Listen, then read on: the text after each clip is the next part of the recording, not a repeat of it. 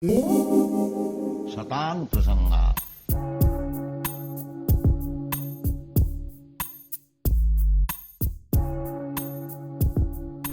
Hare Krishna, dear devotees, and welcome to today's session. I pray that all is well with you and your families, especially during the next few weeks. The intensity of the outbreak is going to increase. Please be aware and take the necessary precaution. So we've done, today will be 20 days of this different sutras to give us empowerment during difficult times. And today we read through Sutra number 20. So please read along with me. Honor and thank Krishna. Honor and thank Krishna after it's over. Mercy is present.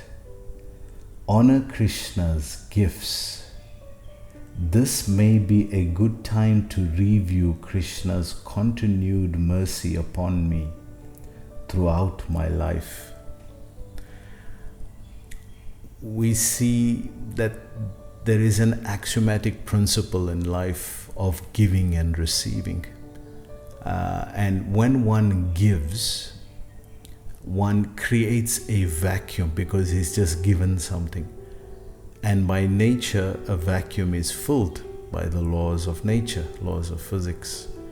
That a vacuum is constantly trying to be filled with either air or some other substance. So when we give, we're actually opening up our lives to receive.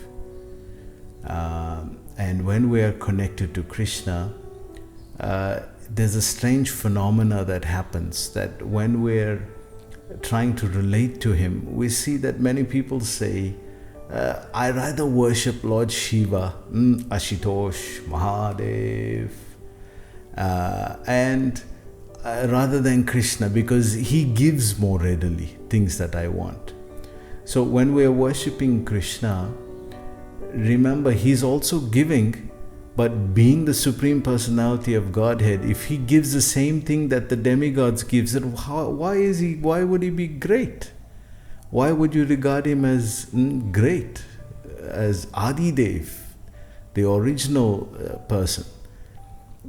He'll just be Mahadev, the great person. So Krishna gives, but He doesn't give material things so easily. Because if we look at the demigods, the greatest things that they can give is material things. They can't give moksha. They themselves are within the realm of this material world. So how can they give moksha? So what will be so great for Krishna to give anything material? It's not a difficult thing for Him. So He doesn't readily give it.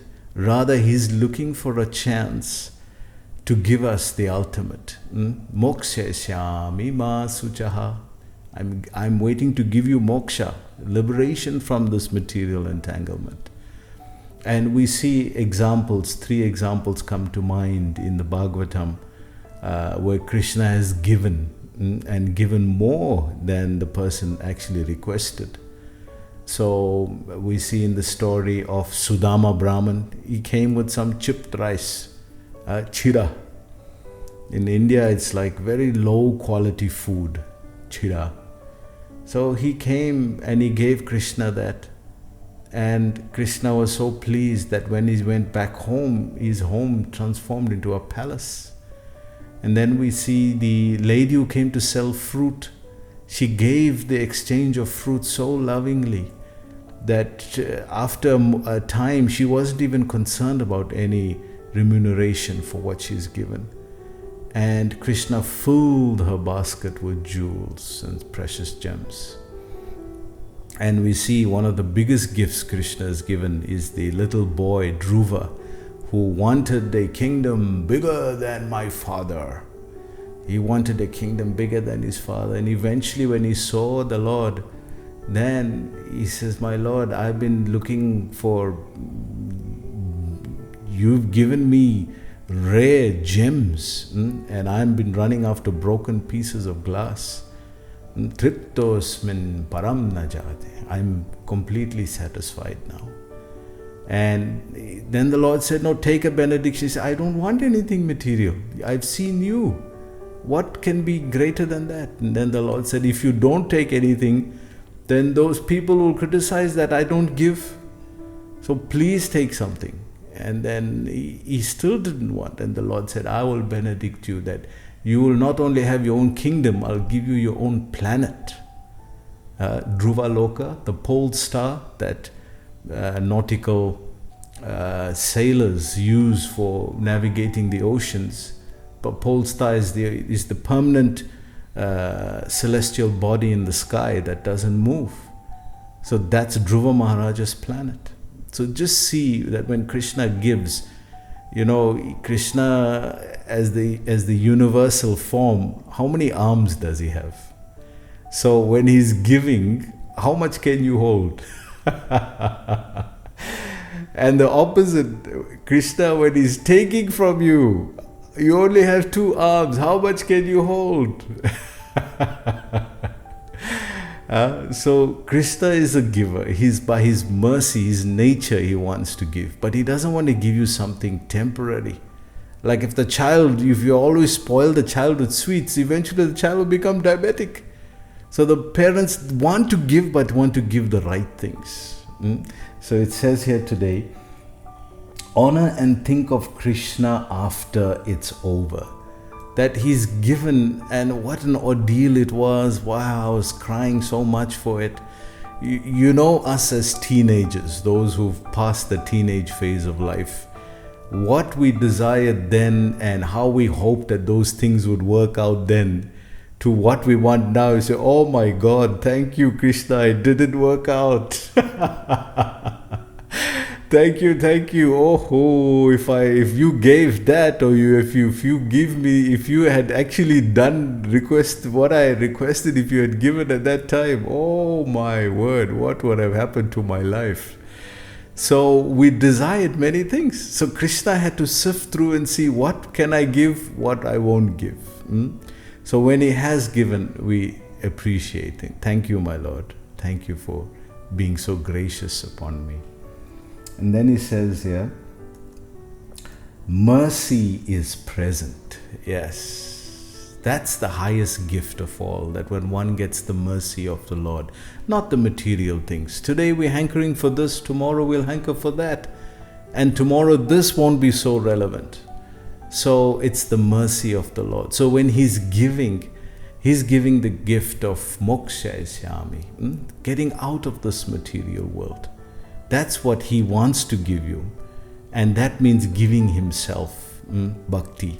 That's why he says, bhakti mam abhigyanati gyavanyascha tattvataha tato mam tyatvato gyatva vishanam tatanantaram. Arjun, it's only by this process of bhakti that I can be understood. Not gyan, not karma. Only bhakti. So why? Because when he gives himself as bhakti, when he's giving himself, he's giving his heart.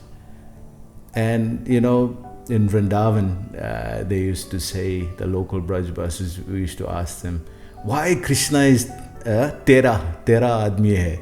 Why he's threefold bended like that? No other god is bent like that. Threefold, tribanga sundaram. Threefold bending form. Why Krishna has that form like that? So they would say that because when he gets into your heart with that kind of form, you can't take him out. It's like a screw. It goes into the heart and you can't just pull it out like a nail. It's twisted in there. So he goes in, doesn't come out. This is Krishna. So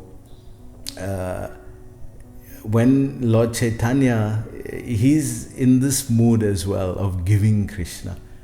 So he's describing, the Shastra is describing Lord Chaitanya as a madman. Just freely, when somebody is mad and intoxicated in love of God, he's not reasoning anything. So he's just giving to anyone and everyone. And what is the evidence of this? Tara Shakshi Jagai Madai. Proof is Jagai and Madai. He just gave them love of God, although they were intoxicants, they were drunk, so many bad things they would do. But he just gave them like that. So this is Chaitanya. He's just not just giving material things, but awarding greatest things. Greater than that. Greater than just desires.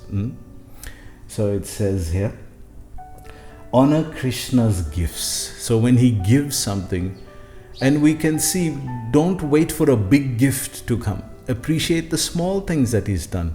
Hey, after all, you woke up this morning. Many people didn't.